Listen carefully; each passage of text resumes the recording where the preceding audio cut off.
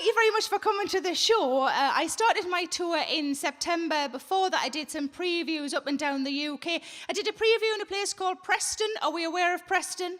I parked my car. I don't know if this is a good indication of what people are like in Preston, but I parked my car outside of the venue, and as I walked into the venue, a man offered me anal sex.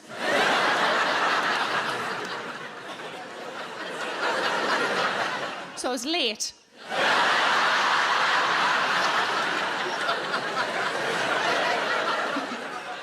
I was going to say I'll tell you a bit about me, but I think I just have. But I live on my own. Give us a woo if you live on your own.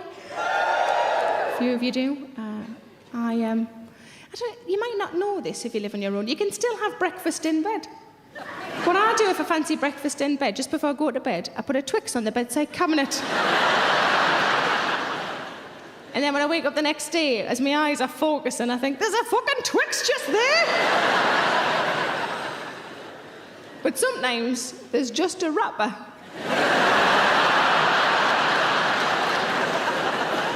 I've obviously got up for a wee in the night, haven't I? Either that or the tooth fairy's moved over to the dark side. My friend invited me around for tea. She said, come round to mine, I'm going to cook all your favourite food. That's what a lovely thing to do for somebody. So, of course, I went. A couple of hours later, I was sitting on the sofa putting the world to rights. And she blurted out, just out of nowhere, she blurted out, I don't think my lady parts look like other girls' lady parts. What the fuck am I supposed to do with that? I realised the whole night had been a ploy. Favourite foods by us. Come and look at me, Fanny. I said, I'm not looking at it. I'm not looking at it. But if you draw it on a bit of paper, I'll have a look at that. So she drew it on a bit of paper and I drew mine as well and we compared them. And they were very similar, so she was much happier. She said mine was tidier. I don't really know what that means. But I know I definitely don't want to look at hers now that I know that it's messy. But it could have been worse than drawing on a bit of paper. I could have just put some paint on and done a potato print.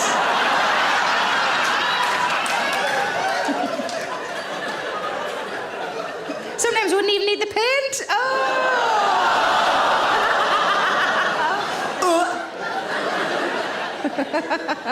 My family are hilarious. It's very good. We all know that it's good to laugh. It is good to laugh when you're with your friends or your family. We all know laughing does you good because it's medically proven to do you good, isn't it? It's medically proven to do you good because it gets all of your dolphins out.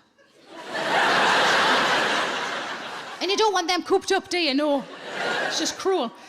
But I'm lucky that I have very funny friends and family. And when I'm with my friends, it's amazing. So one of them will say something funny, somebody tops and I top it. It goes up and up and up and up. And it's great. But I've noticed recently one of my friends isn't really playing the game, and every time he says something, the whole lot comes crashing down and turns to shit. So what I do now, just before he says anything at all, I just go, bank.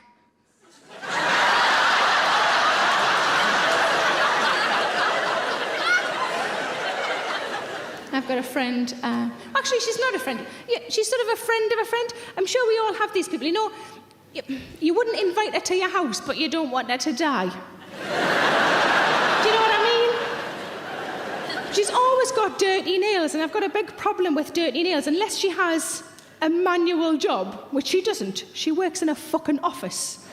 There's no reason to have dirty nails. And every time I see her, the only way I can smooth it out in my mind is by thinking, oh, she's obviously been buried alive again. But she said to me, will you take a sexy underwear shopping? And I thought, oh, God, I've seen her nails. So I said to her, OK, I said, now, do you want to go to, like, Marks and Spencer's, you know? They do sexy stuff, shut up. I'm never sexier than when I'm comfy. Or do you want to go to, like, a proper sort of Ann Summers type place? And she went, oh, I don't want to go there. I certainly don't want a peep-toe bra. I know they're low, but that's ridiculous. But I was on holiday with my boyfriend last year and he lifted me up like in a romantic fashion, you know, and put me down again, obviously, in a different place. Otherwise that would just be weird, wouldn't it? Be like the guest away to the ladies' stall at the fairground. Too fucking much. And when he put me back down, because I'd been reading a bit of Jane Austen on holiday, I came over all sort of... like I needed a fan. And I said, was I Was they're very heavy. And he's supposed to follow the lead and say something along the lines of, why, you weighed no more than a dried leaf. Well, he didn't. He went, manageable. It's lovely to be here, though. It's a nice temperature in here, isn't it? We'll get warmer as we go on, obviously, the lights and whatnot. I respond in quite a peculiar way to the heat, I think, mostly sort of here. I realised I aimed that just at you guys in the front there, didn't I? Sorry about that. Hey, upstairs can have a go. There you go. Down there gets what I call claggy. Anybody else got a good word for that? Anybody else? Moist. Who said moist? Moist is a good word. What was that one? Sticky. There was a lady the other day said, what you've got there is LDF. I said, what does LDF stand for? She said, long day Fanny.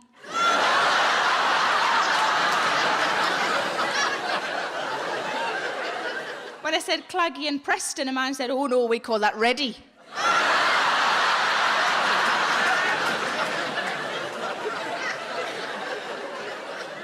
But what I do when it gets moist and sticky, I just do a plie.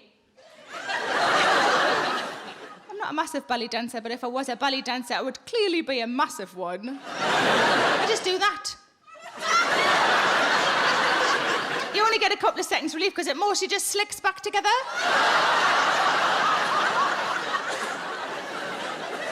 I did a show in Edinburgh and a lady at the back of the room shouted out, you need to use some talc. And I thought, surely that just forms a paste. I tried to start a new euphemism recently. I don't know if you've ever tried to start a new euphemism. It's quite tricky. This one's not going particularly well.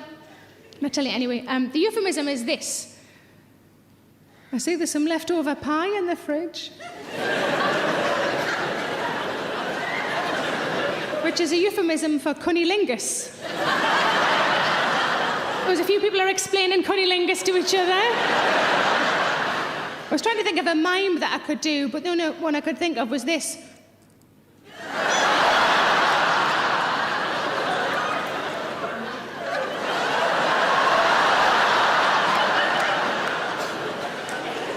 But I see there's some leftover pie in the fridge doesn't really work with my fella because he's generally a very hungry man.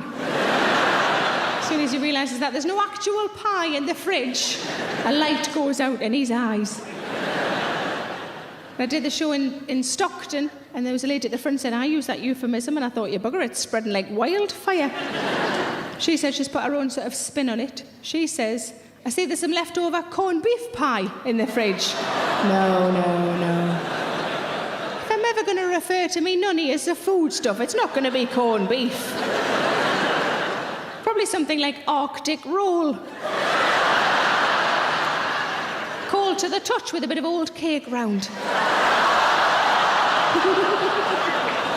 can't quite work out if I've turned you off Arctic roll or just my vagina.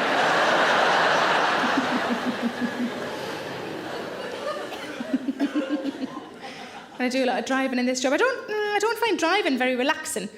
I get quite stressed behind the wheel, and I bought something recently that I thought might help in certain situations. And what I bought was a Shiwi. Now, some of you know what it is. If you don't know what a Shiwi is, it's a little plastic funnel that ladies can use in order to have a waist standing up without having to remove any clothing. It's quite practical, quite functional. Women use it for music festivals or for going walking or hiking or that sort of thing. I bought it because I got stuck in traffic.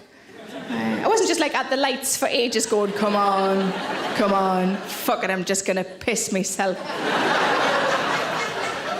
Now, I was driving on the M6 between Manchester and Birmingham, and a lorry jackknifed, and there's 150 cars stuck for 2.5 hours.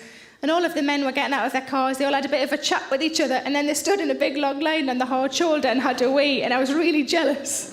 So I got in, ordered a Shiwi, it arrived, it's pink, obviously. And I also bought an extension pipe. So I thought, if that ever happens again and I get to wait alongside the men on the hard shoulder, wouldn't it be great if I had the biggest cock? Is that all you've got, love? Has anybody got a shoulder I can rest mine on? But I'm quite practical like that. I've only been driving a few years, but when I first passed my test, my dad, who I get my practical side from, said to me, right, The following things you should always have in the boot of your car. You need a blanket, you need a flask, you need a shovel. And he's right, because whenever I've killed a man, I'm always parched. But I am trying to eat more healthily. I am trying. I went to the supermarket recently with my friend, and we wanted to get some crisps. And we wanted to get the proper size bags, you know, not like the little ones that you get for when Bane's around. You know what I mean? Like the proper adult bags, you know, the ones that you've got to empty into a bowl that you'd normally mix things in. My friend spotted that there was an offer on, and she wanted Doritos and I wanted Sensations because I'm a bit posher than she is. And but the 2-for-1 offer didn't go across brands, and we were quite sad by that. And she said, "You know what we should do? We should just get 2 bags of each." And I grabbed her hand and I went, "You know what? Sometimes you've just got to let these offers go." But I am trying to eat more healthily. I had an apple. Thank you. It's a couple of months ago. I put it in my handbag on an optimistic Monday. And by the Thursday, there weren't any Kit Kats left. And I was hungry, and I thought, I'm going to have to find this bloody apple. So I rooted around in my bag, and I found it. It was prematurely bruised and battered because it had been in my bag for so long. And it had pen on it. But I was starving, so I peeled off the clean panty liner, and I ate it.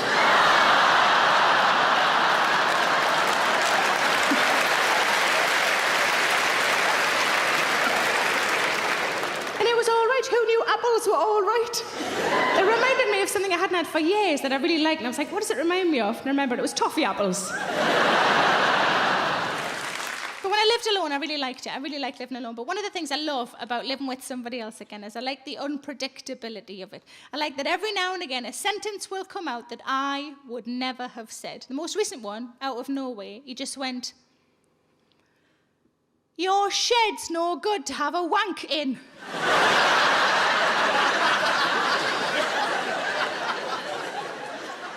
And I said, "That's because it's a greenhouse, love." But I had a pie the other day. I had a pie every day. And as I was eating it, I realised I was enjoying the pastry more than the meat. That's quite weird, isn't it?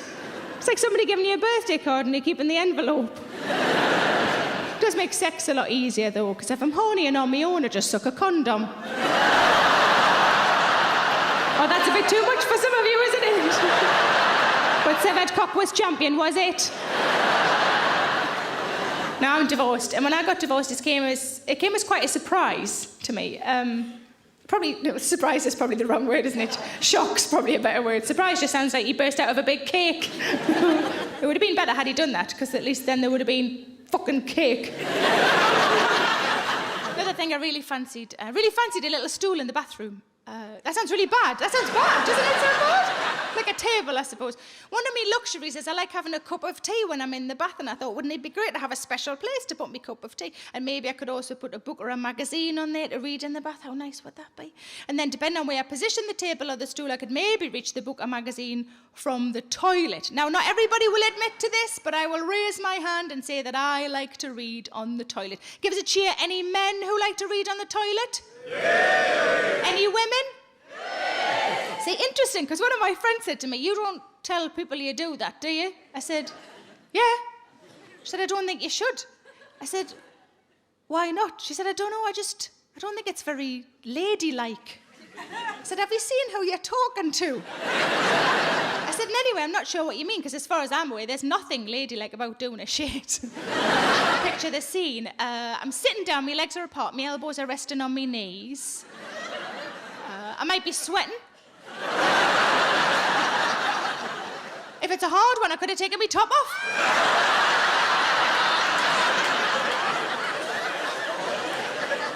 But to make up for all of that, I do it exactly the same, but to make it ladylike, I do it all in a fucking bonnet. Those two words aren't together often enough for their fucking bonnet. You're never going to get that in a Pride and Prejudice, are you? "Why, Mr. Darcy, what do you think of me fucking bonnet?